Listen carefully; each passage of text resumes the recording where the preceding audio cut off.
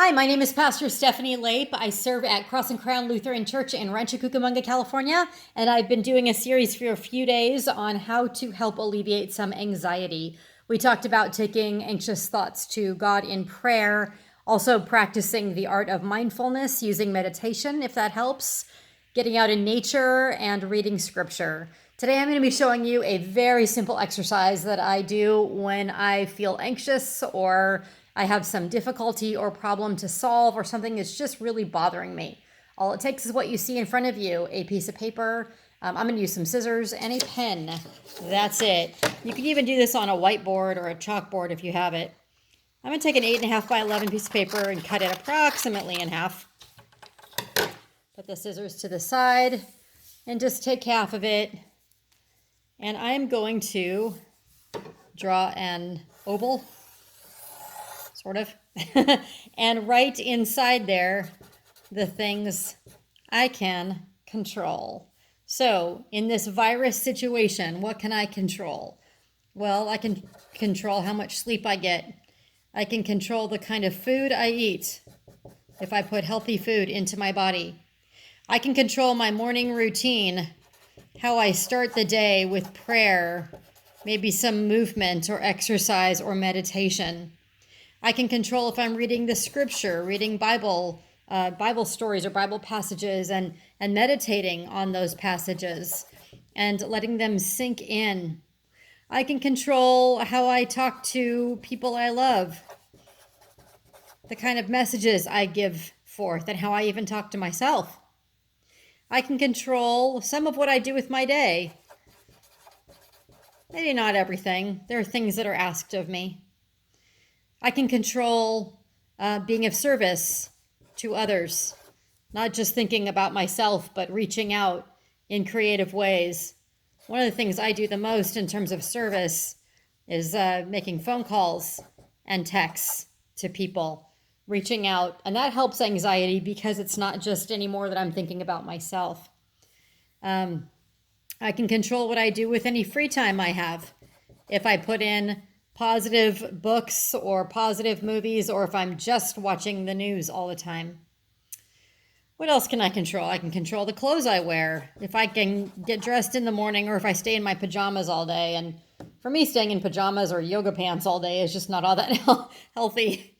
I can control, what else? Oh, washing my hands. I'm just going to put hygiene. Doing what I can to try to keep myself safe.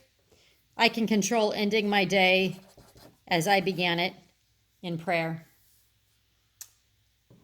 On the other piece of paper, I'm going to write things that I cannot control.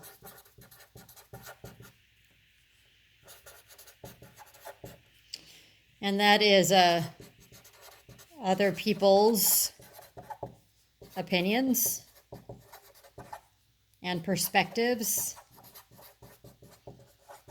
and moods.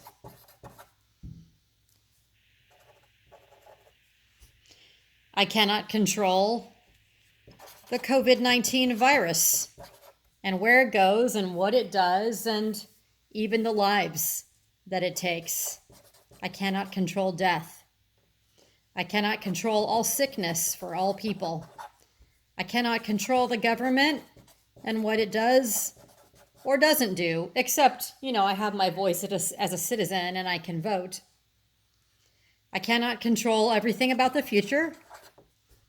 I cannot control anything about the past. So those are some of the things off the top of my head that I thought I cannot control. When you're done with these 2 pages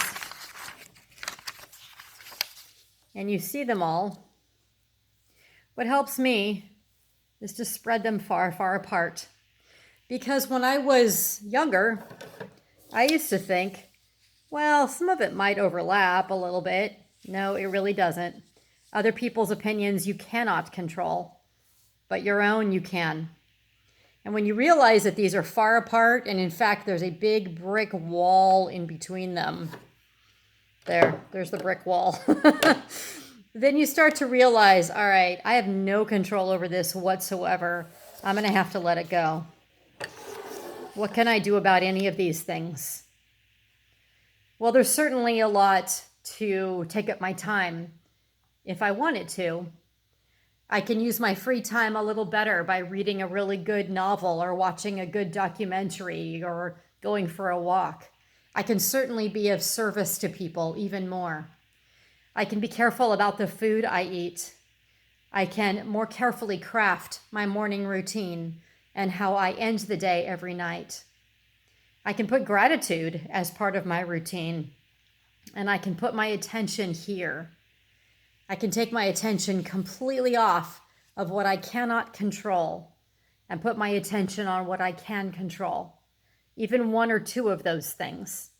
See, because what happens is a lot of times our focus and our fixation on these things is what causes us anxiety.